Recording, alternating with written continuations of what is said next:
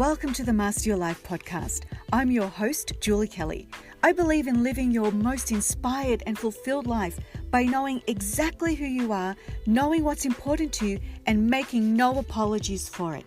This show is a weekly dose of inspired motivation, personal development, and success strategies designed to create the career, relationships, and lifestyle of your dreams. Imagine waking up every day to your dream life. Well, imagine no more, as each podcast episode is designed to help you live your most authentic life with ease and proven principles that actually get results. I'm the founder of the Master Your Life online course, international motivational speaker, and I'll be sharing real, relevant, tactical advice in this unfiltered transformational podcast. Things are about to get fabulous. Are you ready? Let's go.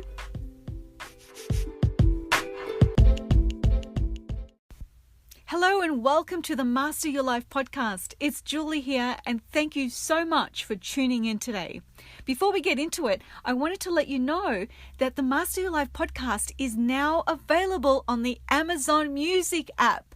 I'm so excited about this, you guys. So if you do listen to music through the Amazon Music app, you now have the ability to search for podcasts and subscribe to podcasts in the Amazon Music app.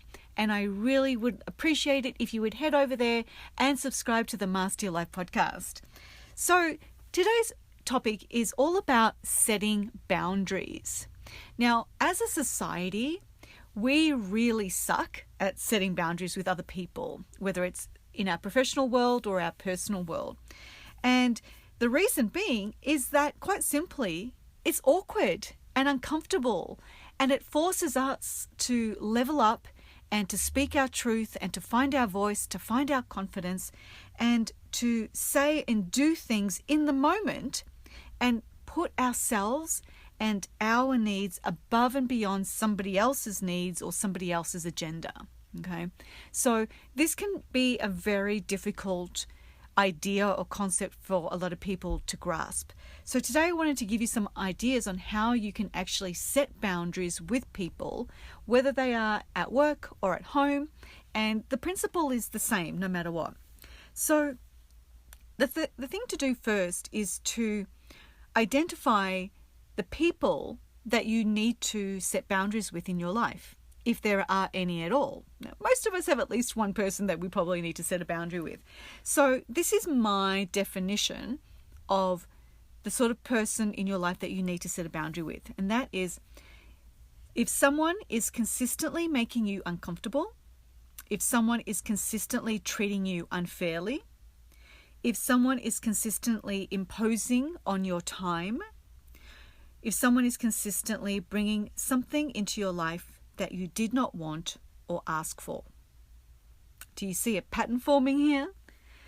The word we're looking for here is consistently, right? So if you have somebody in your life that is consistently doing these things, making you feel uncomfortable, imposing on your time, whatever it may be, these are the people that you potentially need to start setting boundaries with.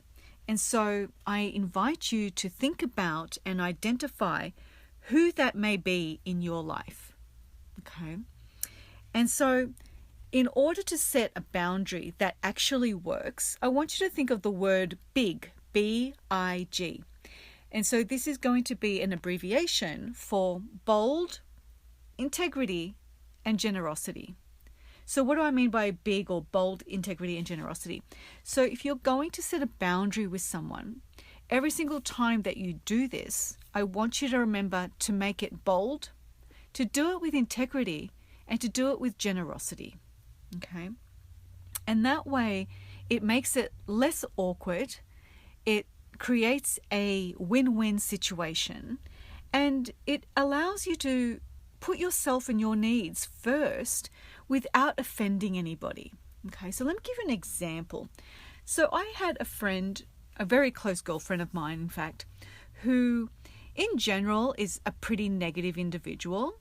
And so when the whole coronavirus situation hit and we're all on lockdown here in Los Angeles, she went like from, a 8 out of 10 to like a 20 out of 10 with regards to her negativity. And she would constantly call me and just be on this rampage, blaming the government, blaming the president, talking about conspiracy theories. And she just ranted, and I mean ranted. Like you couldn't get a word in edgewise. And every time I would see her number come up on my phone, or anytime I would actually answer her calls, I would get a ton of anxiety, and I would feel like she just sucked the life out of me. And she just brought my energy and brought my head down with all her negativity and her ranting and complaining and blaming. And I knew that this was somebody that I had to set a boundary with, because it was consistent, and it was the fact that she was bringing something into my life on a consistent basis that I didn't want or ask for. Now, I don't care about politics. I'm not into conspiracy theories. You know, it is what it is. Whatever we're going through at the moment, I try and make the most of it. And so all of her stuff that she was just like vomiting out on me was not working for me whatsoever. So I implemented this big idea and set a boundary with her. And so the next time she called me, this is how my boundary setting went. So after we talked for a little bit and the negativity started, as it always did, I interjected, and I this is how the conversation went. I said to her, honey, I love the fact that I can still get to talk to you, and I can Zoom with you even though I can't see you and hug you in person. And I do miss you, really. I miss you so much, and I really miss our time together. But when you call me and you're constantly talking to me about politics and conspiracy theories and all this negative stuff, I feel like it takes away from the precious time that we get to speak to one another. And honestly, it makes me feel very uncomfortable because, you know, I'm not really into politics or any of these sorts of conversations. So I would really love it if our time together could be spent about you and me and just catching up on your life and you catch up on my life. And it's just about us and not about everything else that's going on in the world right now, because it's all so negative. And I just really want to keep a positive, happy space with you. And that is setting a boundary, right? It was pretty bold. It was definitely done with integrity and generosity, right? I didn't scold her. I didn't tell her, don't, stop calling me, and why are you calling me with all this negative stuff, and blah, blah, blah. I didn't do any of that. I loved on her. I told her how much I missed her and how much I loved her. And I did draw a line in the sand though. I said, you know what? Next time we talk, or when we do talk or Zoom, I want our conversation to be about us. I don't care about all that other stuff. Like, find somebody else to talk to who's interested in those conversations. And ever since then, our conversations have been completely different, right? Because I set that boundary. And yeah, it was a little awkward. It was a little uncomfortable. But at least now, every conversation we have is so much better. So it's okay to have one uncomfortable, awkward conversation if it sets a healthy boundary with somebody else, so that your future conversations and your future interactions with that person are much, much more elevated and healthy and balanced and positive. And it's a win-win. It's not just a monologue of one person basically boycotting the conversation. You're actually in dialogue with somebody, sharing, and each person gets to have a go, right? That's what conversations are meant to be about. So that was just one example. Let me give you another example of, let's say at work, whether it's virtual right now or in person. Let's say you have a couple of subordinates that report to you, but there may be one or maybe all of them that are constantly interrupting you and asking like nonsense questions or things that they should really be taking the initiative on setting or working out for themselves before they come to you. Okay, so they're constantly interrupting your time. And if you've ever had subordinates, you know this happens all the time. So how do we set an expectation with them, and how do we set a boundary with them? So again, we're going to use our big analogy, right? So it's going to be bold, it's going to be done with integrity, and it's going to be done with generosity. So the first thing you can do, if it hasn't been done already, is to reiterate or to set an expectation of what you expect your subordinates to do before they come to you with a problem, before they come to you with a question. So there may be a series of things that you expect them to do before they bother you with a problem or ask you a question, okay? And you could very simply set that up in a standard operating procedure if you feel it needs to be something that's written down. Or you could just verbally have a meeting with them and verbally express what the expectation is moving forward, okay? Secondly, you can change your availability.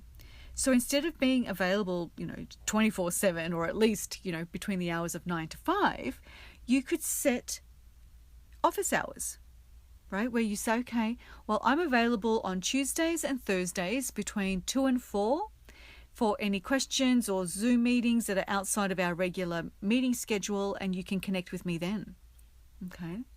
So it's bold. That's definitely a bold move, right? It's still done with integrity and generosity because you're still giving them 2 days a week to connect with you, right? So, and that's something that you can absolutely do without any guilt or concern because you have work to do as well. And you could easily say that to them when setting up these new office hours. You could say, guys, my responsibilities have increased and I know yours have too.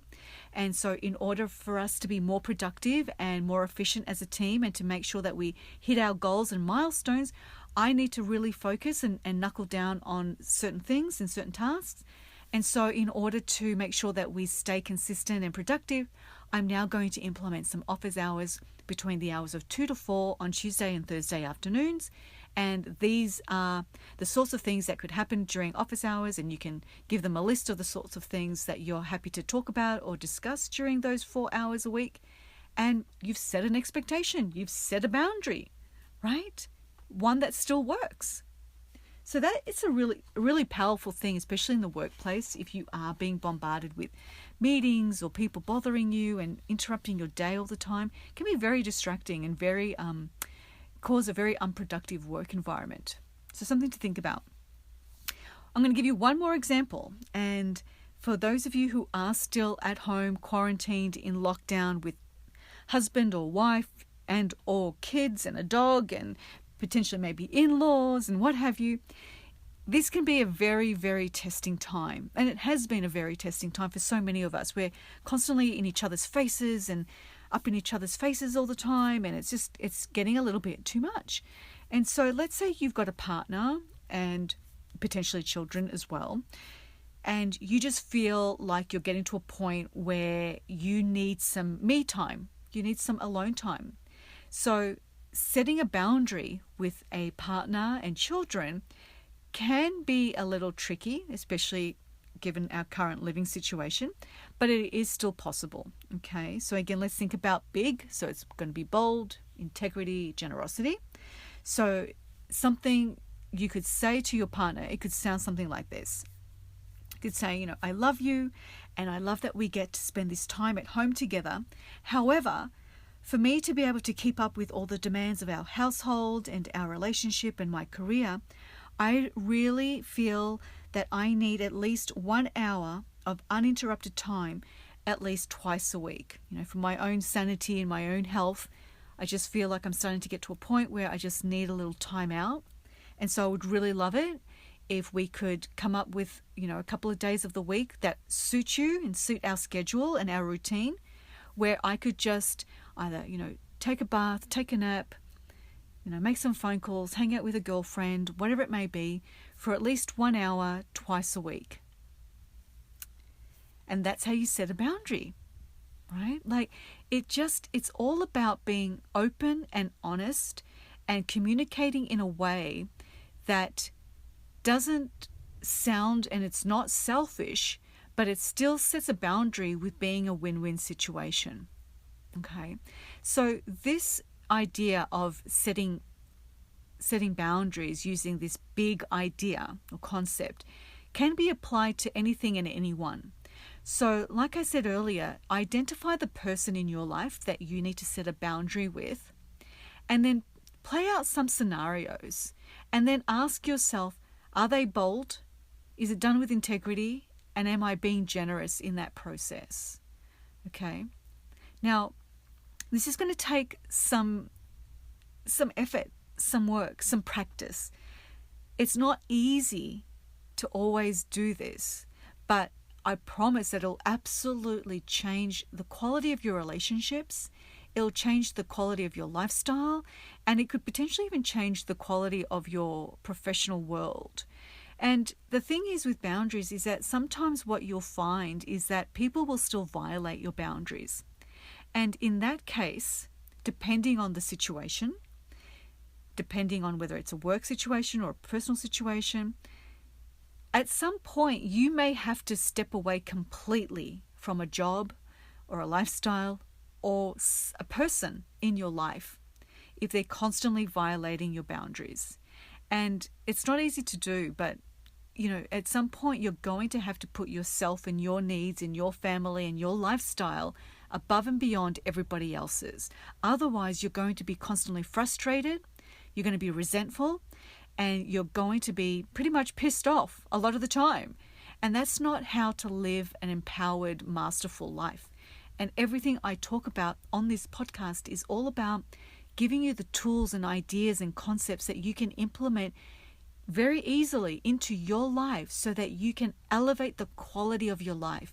Because as we all know, life is so short and we never know when it's going to be over. And the last thing I want for any of you is to feel regret or resentment towards anybody. And so what I want you to do is to think about if there is somebody in your life that you need to set a boundary with, go through different examples and scenarios, and then implement it. Okay? And here's the other thing. I know that this can be awkward, especially if you're not used to doing this and not used to putting yourself first above anybody else. But I really encourage you to do this like live, in person. So it could be either during a face-to-face conversation or on a phone call or on a Zoom call.